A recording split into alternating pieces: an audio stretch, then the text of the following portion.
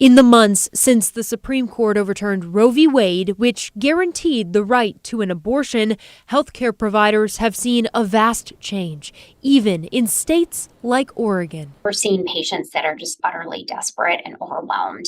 We're seeing people that have traveled halfway across the country to get here for care that they should be able to get within 5 miles of their home. Dr. Alyssa Caldwell is a professor at OHSU's Department of Obstetrics and Gynecology and the clinical director of Family Planning Services. She says as soon as the Dobbs decision leaked in May, it was clear many OBGYN residents would be unable to obtain basic training. Included abortion care. And so at that time, we made the decision to really start to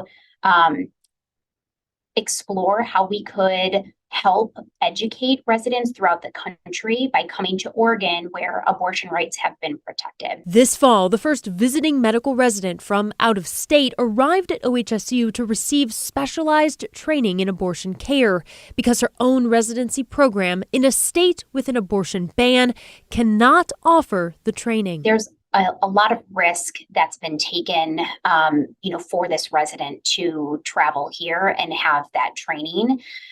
This is all uncharted territory. And so we don't quite know how the laws are going to play out.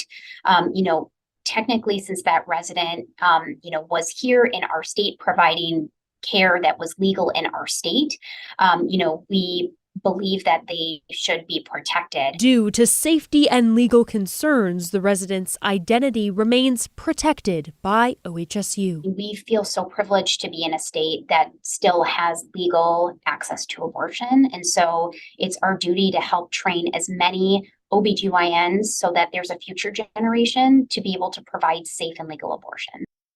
Now, OBGYN residency programs across the nation are working on solutions like this resident's rotation at OHSU so students can fulfill necessary graduation requirements. OHSU plans to continue this training with other visiting residents. David?